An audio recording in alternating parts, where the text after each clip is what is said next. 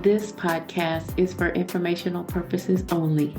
Personal views and opinions expressed by our podcast guests are their own and not legal advice, neither health, tax, nor professional, nor official statements by their organizations.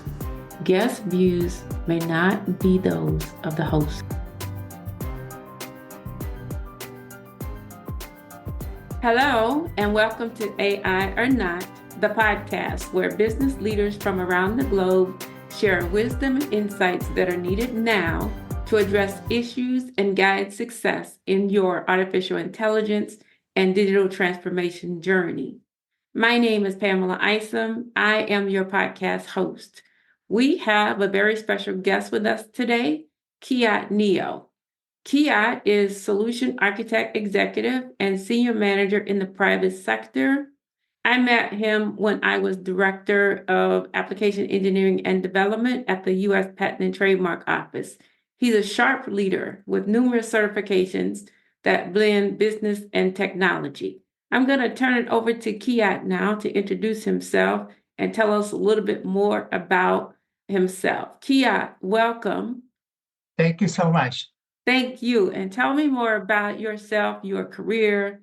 Tell me how you got where you are today. Tell us a little bit more about your goals. Yeah, so it's an honor and appreciate this opportunity, Pam, to be able to be invited for this podcast. I've been in the IT industry for over 30 years, currently as a enterprise architect for a Fortune 100 company providing IT solution architect, enterprise architect solution to various agencies in the federal governments. My career started maybe my goal was to be able to keeping up with the technology and maintain a strong understanding of the project. So I've been pursuing both same time, and I'm currently as a certified PMP, Scrum Master, and an IT patient. I've been doing a lot of projects in past with the cloud and big data and AI. So that's in a nutshell. No, that's fabulous. So that's good. I love how you blend business and technology. I heard you mention PMP, and which is interesting because I have a speaking engagement coming up, and they're asking me about the PMP and how it's impacted by AI, which I'm going to be speaking to and really laying out where I see the changes and the improvements. That's really good. I'm impressed. I may have to touch base with you before my talk. And I love how you are also a certified Scrum Master. So it's interesting how you blend business and technology, which I find helps when you're trying to address challenges and solve problems in this day and time. How is that helping you with your AI journey? Yes, definitely. With my current role as an enterprise architect, I constantly had to bridge between the business goal and the technology. So as you know, like any projects to be successful, you need to connect the two, especially in AI, where the business has to also understand that get skilled up with the understanding literacy of AI, how it applies in the real world, plus how that could impact the AI algorithm design, business processes.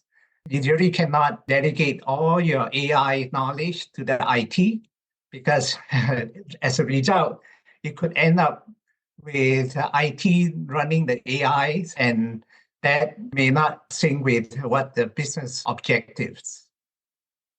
Okay, so what you were saying is that we don't want to look at AI as a information technology solution only. You want us to look at AI from the business perspective as well as the technology perspective.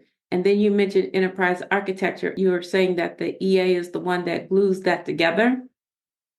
Correct. So from another perspective is to understand the business objective and business goal and aligned with their strategic alignment, like basically, and Mhm. how the business is going to apply AI in achieving their business goal.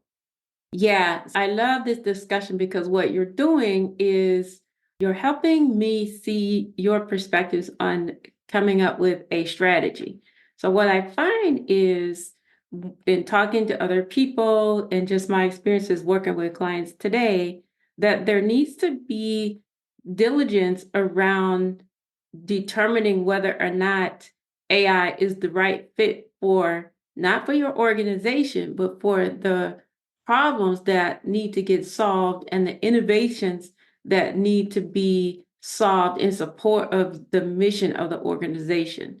So I know that organizations are wanting to get a competitive advantage. So many are adopting AI, but many have not thought through some use cases that make the most sense. So when I was listening to you a moment ago, what I heard was that we want to think about the business objectives, think about the business goals, and then as we're thinking through those objectives, let that guide whether AI is the appropriate solution for addressing those goals, or is it something else, or is it a hybrid thereof, AI and something else?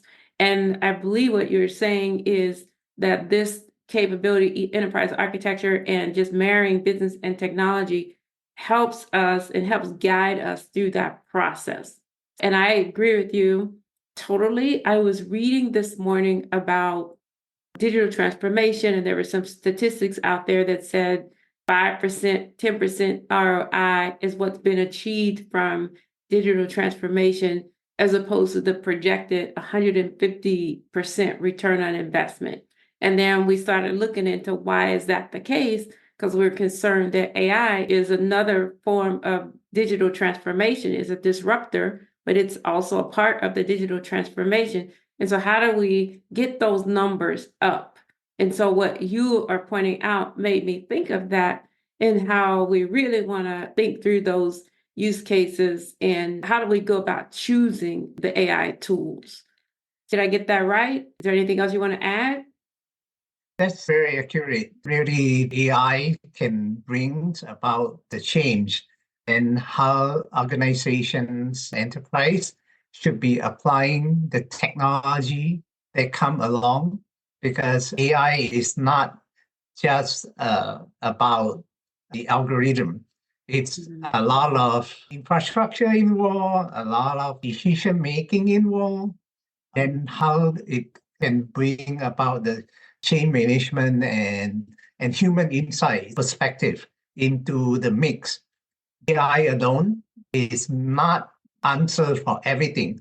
The way I view it, as far as the technology roadmap and enterprise solution required to look at all the different facts and various perspectives, how we could actually adapt AI in a safe environment, in a safe and ethical perspective.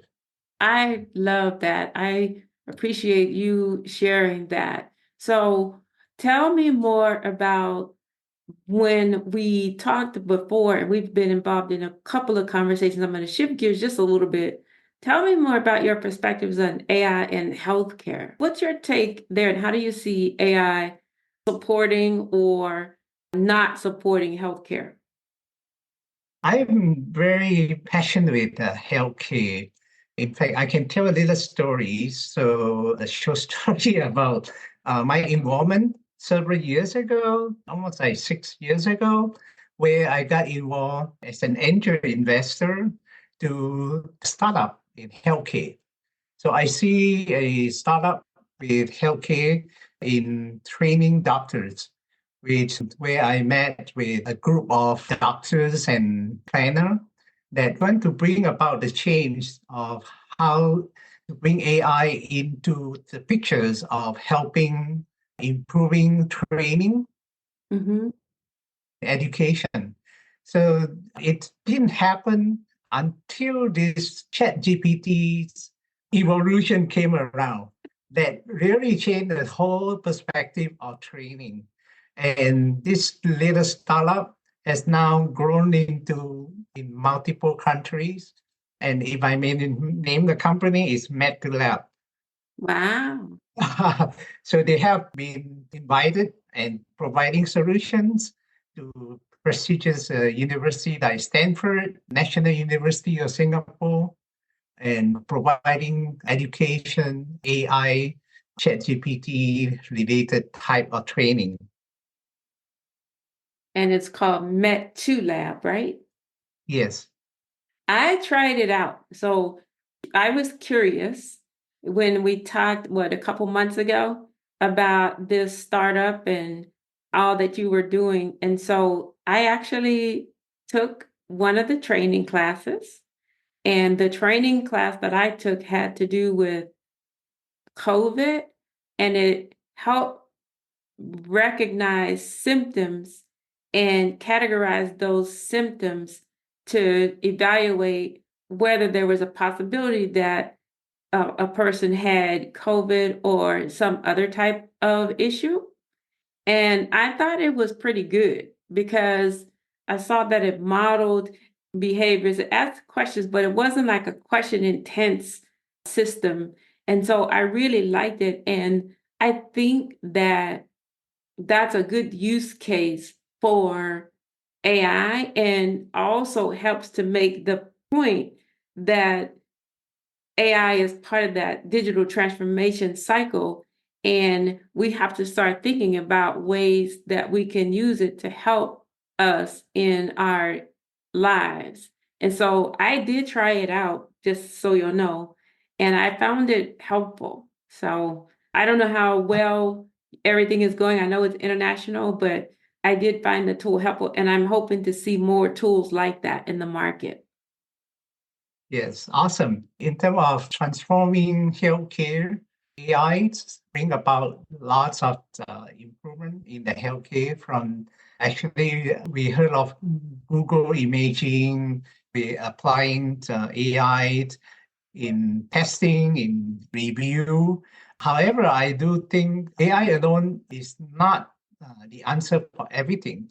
So we need to include human in the middle to review certain, they say, medical diagnosis solution. So I think it's still in the progress of making prediction. So I read a book. I mentioned I read a book about predictive machine. So AI really a predictive machine. Right? We can think of it as a software that helping us making decisions. Though ultimately, that's humans should make that decision. That's what my view when especially come to healthcare where life is concerned. Okay, so that's a good point. I agree with you again. So, what I find is that we tend to lean too heavily on technology. And this kind of comes up quite a bit in some of the discussions that I've been having. So, it's a common concern. We tend to lean too heavily on the predictions that the machines are providing and not inserting the common sense. And so, what we want to do is make sure that we don't lose sight of our common sense and make sure that our human judgment remains in the loop. Because with the humans in the loop concept and all that you're saying, and humans in the middle, I do believe that if we maintain our human judgment and don't let the machines judge for us, then we can balance. So we can take the predictions, we can put them into perspective. And that's the same way with robotics and robots. So it's a little bit different because it depends on the use case. But I think in all cases, there needs to be a way for humans, even with autonomous driving, autonomous vehicles, there needs to be a way for humans to override. If they are not able to override, if there's a defect in the machine, it can cause significant harm. But I heard you say that it really depends on the use case, and certainly in the healthcare field. I have a question for you, or something that I wanted to discuss. And that is, what keeps you up at night when it comes to AI technology or governance or this digital transformation world in which we live? Name something that keeps you up at night, if there is anything. And then also tell me what gives you peace of mind. As an enterprise architect, I would say applying solution that involve AI, it's very much depend on use cases that you mentioned, right? So I think in terms of startup company, to focus on to make sure is applying ethical and also integrity of an individual when they are applying a solution. So we heard of all these AI application like deepfake and all the others that could be applied, and it could be in the wrong hands. Applying the right approach and in the right objectives, it could bring tremendous changes and benefits to humans, mankind. So I would also say that it's having AI, it could really transform business, especially in various types of technology that could be automated using AI tools. But I think that the advancement will make human more successful. So it's a complement to the human, to the mankind. Yeah, so the use cases give you peace of mind as long as we use them with ethics and integrity in mind. Is that what I heard? Yes. Okay. I think that's a good response. And I agree with you too on that. I actually was in a meeting yesterday and I was listening to Homeland Security, and they were speaking to a use case for AI pertaining to 911 calls and how we want to start using AI to help mitigate some of the risks associated with the 911 calls, like a backlog and making sure that the calls are routed to the appropriate people and that there's no challenges when those calls come through. And I thought that was a really good use case. And I go back to what you started out with when you said we want to look at what are the good use cases, which means we have to understand our mission and understand that, yes, AI is something that could give us competitive advantage, true, but it could also cause harms. And so what they were doing was they were going through that. What's going to make the most sense? So they decided that it makes sense in the call handling area and like that, but they're very selective about what the use cases will be. And then the rest will be other technologies. And so it reminded me of that because there are good use cases. There are other use cases. I use AI to help me out because I'm a small business and I can't do everything myself. So it's like a helping hand. But there are some more serious use cases like the one with DHS that they mentioned yesterday. And these are 911 calls. So you really have to balance that out. You have to really have some good safeguards in place to ensure that your solutions are going to be not introducing harms and that they're ethical and safe solutions. So I like what you said, and I heard what you said. I have one more thing that I want to know. Yeah. So we always ask, are there words of wisdom or experiences that you'd like to share with me? So on this call that you'd like to talk about, and also that we can carry forward to the listeners. So what you got?